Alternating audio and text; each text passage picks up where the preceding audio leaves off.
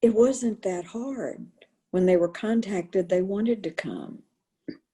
So very often we can do what their bucket list is. Yeah. So I go for it. And if it's something that is not going to be workable, say yes. The day you're up for it, we'll do it. And that seems to be enough. If it's something that they know it can't be done and it's frustrating them, I think it's important to point out to them that Alcoholics Anonymous has developed some beautiful, beautiful things for their people to be able to cover. And one of the things that they've developed very strongly is the conviction that there is something that is out of my control. The best thing I can do is to let it go. I don't let it go because it's not important. I let it go because it's out of my control. And if I can get that in my head, that it's okay to let it go because it's out of my control, then I start resting. I stop being frustrated about it. And sometimes that helps. Sometimes that helps. Sometimes saying, let's imagine doing it. I mean, Yeah. what's the weather like if you really wanted to go to Paris? Do you want to go in the winter or you want to go in the summer? And do a little guided meditation of let's, without using the word pretend, let's imagine doing that. That it's your mind and we'll just imagine it and make it very specific. What do you see? Yeah. Yeah. Another question is, it seems that some of our guests take their last breath so easily and others hang in there for days. Any thoughts on why this is? I would imagine it just depends on a person's physical constitution. I don't know that even a doctor would be able to answer that very completely, but maybe they'd have some answers related to the respiratory system. I wouldn't know what to account for. There's a lot of times, though, there's no physical reason why that person should be there. You know, they've stopped peeing. We can't find a pulse. We can get a blood pressure and it's extraordinarily low, but that heart just keeps on beating and they still just, there's this restlessness, and this can go on for days. And that's always the question, why? Why are they still here? There's no physical reason why. I think the body doesn't give up the ghost easily. Yeah. I mean, it's kind of hard to bump yourself off. The body will struggle so hard to stay alive. I just think that they're a little out of sync with their body trying to survive, thinking, and a little out of sync. And sometimes I try breathing exercises. When people are gasping for breath, they're sometimes gasping because they're trying to do too much. You're gasping because you're sitting up trying to talk. Why don't we just lie back and just breathe slowly together?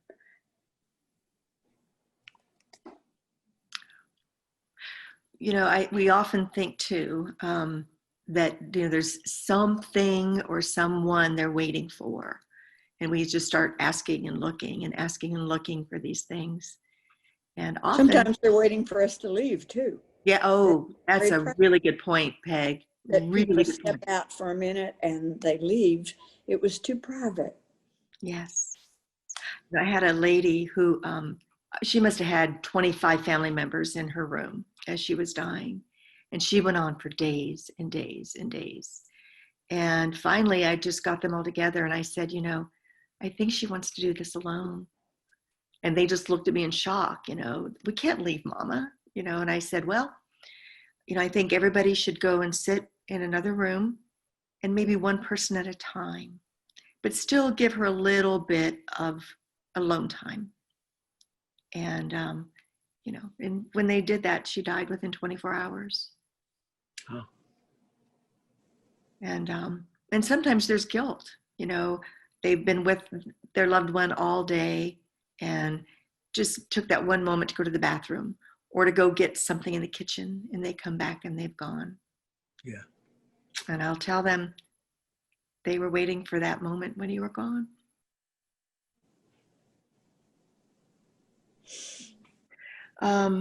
So, I'm very intrigued about Mother Teresa. So Peg, can you share a little bit about that little lady? What was she like? I mean, Smaller than I am, which is hard to believe. I think one of the things that was made is she never talked at all.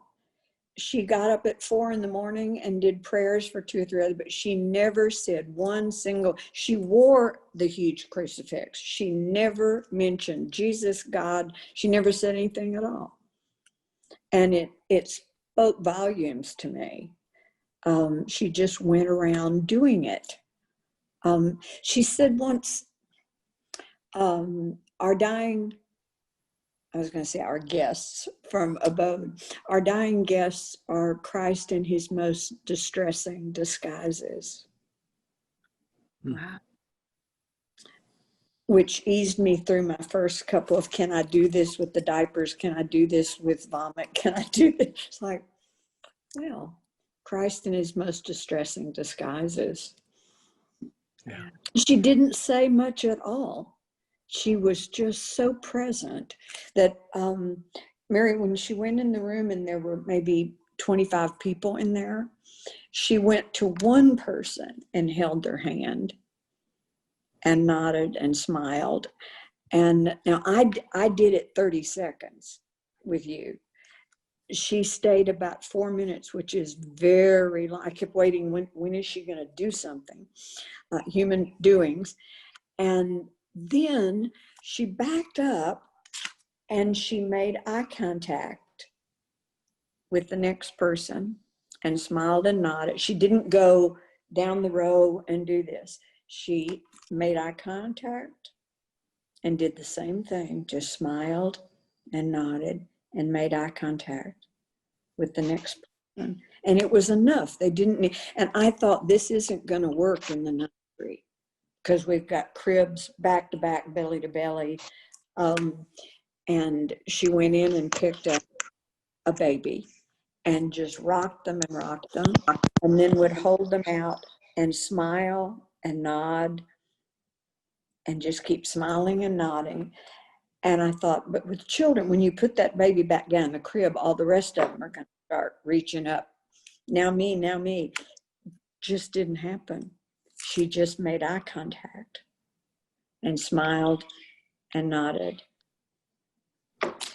And now, are you Catholic, Bev? I'm not, no. Oh. Just in energy, it seemed that her energy preceded her by about 5 feet, that you were aware you were in her auric field at about 5 feet. And so just going by someone, and most of us, even when we're in our highest place, our energy only precedes us by about, maybe 8 inches to a foot. But she only went to one person in a room and then made contact.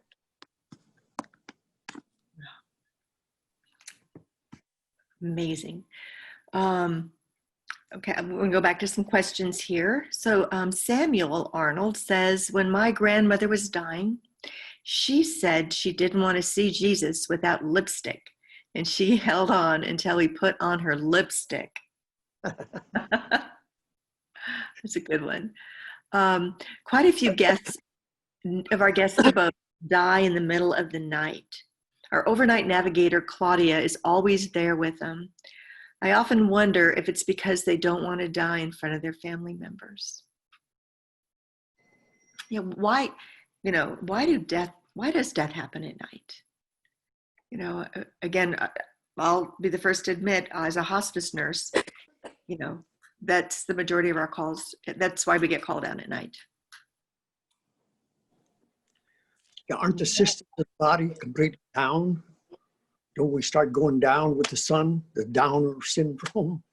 Mm-hmm. Everything starts slowing down. So I guess if everything starts slowing down, the immune system itself has slowed down considerably. And so it's more normal, more natural end life because the respiratory system stops, as well as the heartbeat stops. The whole slow down. Yeah. Slow down. And, you know, clinically, as a nurse that worked night shift, the majority of our patients, you know, we had a lot of events between 4 in the morning and 8 in the morning. MIs, cardiac arrests. So, you know, I think something happens internally as well in our circadian rhythm. You know, maybe hormonal things are surging or letting, you know, just changes happen. And, but we see a lot of events during those hours as well. So it's kind of a pattern that we as human beings follow. Yeah, and in the daylight hours, there's more stimulation because there's more activity, more people are around. But all of that subsides. And so there's much less stimulation going on in the wee hours. Yeah. You know, it's interesting to me. I thought I would need to learn all the pain meds, need to learn all the different kinds. And in truth, what I needed most to know were all the anti-anxiety drugs. That very often when people say the pain is coming back, or I think I need a painkiller, when we say, let's start with this and give them lorazepam or give them Xanax, they actually report that really took the edge off. And it seems for all of us that it's a little hard to distinguish pain from anxiety. And that's been soothing to me, to say they're having pain again. The number of times that anti-anxiety meds are palliative in that way tells me that that's what we're really dealing with. People are afraid and they think that's pain because they tighten up. Yeah. Just an observation.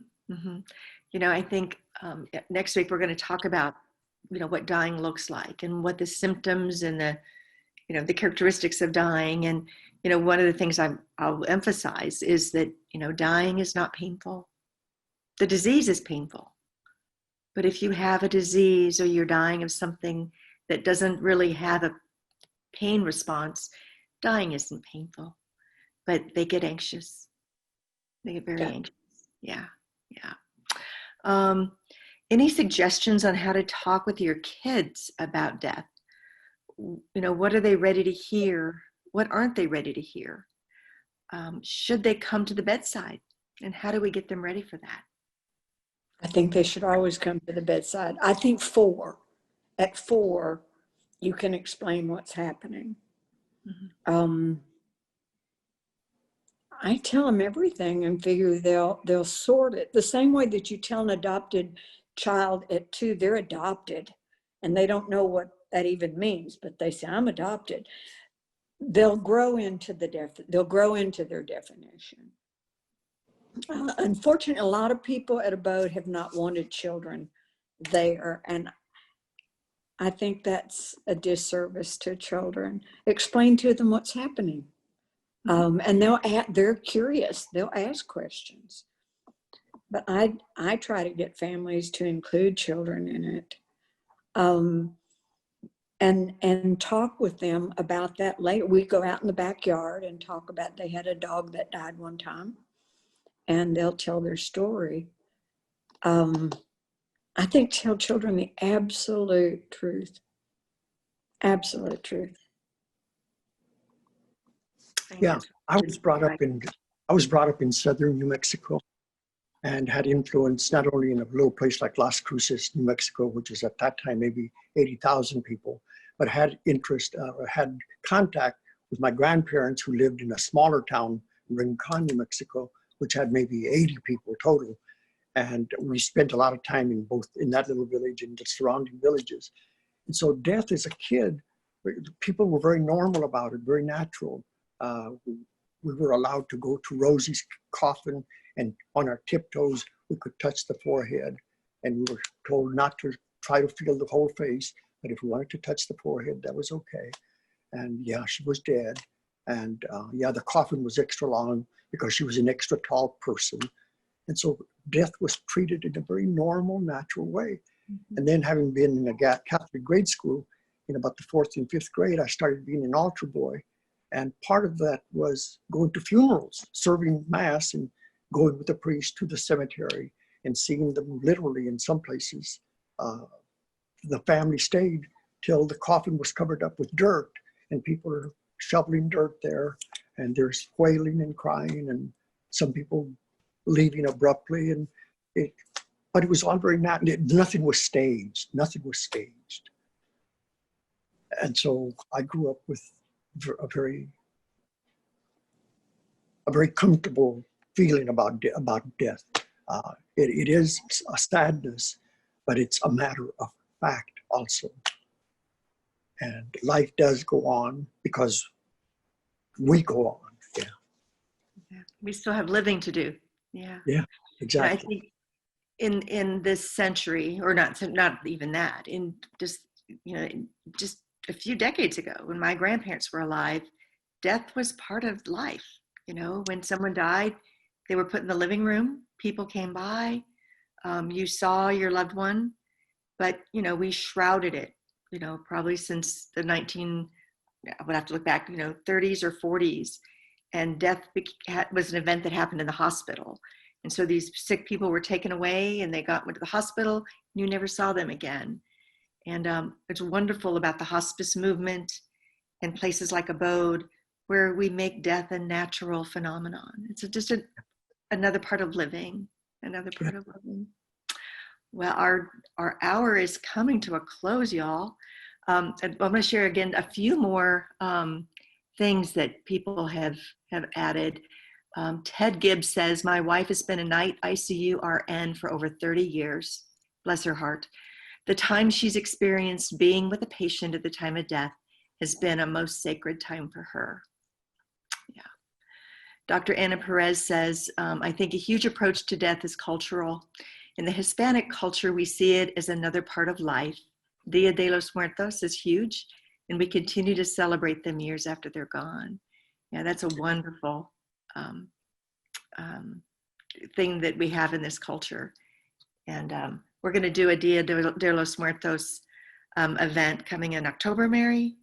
Yeah. Yeah. See, April Kramer said, I sat at my grandfather's bed as he took his last breath. I was 4 years old.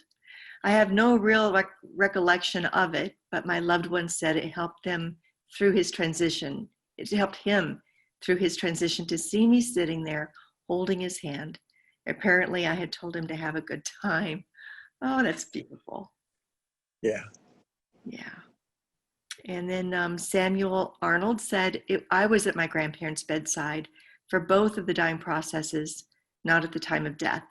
As a young teen, my mom, a nurse, was the primary caregiver for them and involved me in care for them. These are some of the most precious memories to me with my grandparents. I am now a nurse, and this was a big part of my decision to pursue that path. Yeah. Yeah. I think, dying is probably the thinnest veil between this world and the next. And to see it and to live it and to be present in it is such a privilege. And, my hope tonight is that you've all heard something that keeps you motivated to volunteer with us. If you haven't had that opportunity, we have plenty of opportunities for you. And, ABODE is a place for us to teach. ABODE is a place for us to share knowledge from each other to our community. Death and dying isn't a scary thing. It's natural and it's sacred. And again, it's a privilege to be part of. And I'm so glad you all could join us tonight. And thank you, Peg, and thank you, Ed. And Peg is also a member of our board, and she helps kind of keeps us in gear and keeps us ready for the next event, the next challenge that comes. So tonight, after this, we come to a close, you're going to get a survey. And again, please fill that out as soon as you can. This is going to help us for the next ABODE Academy. If you have any ideas of what you'd like to hear, topics you'd like to know about, please put that down and we'll look at those very closely. Next week, we are going to talk about the signs and symptoms of dying. And so please join us when we talk about that.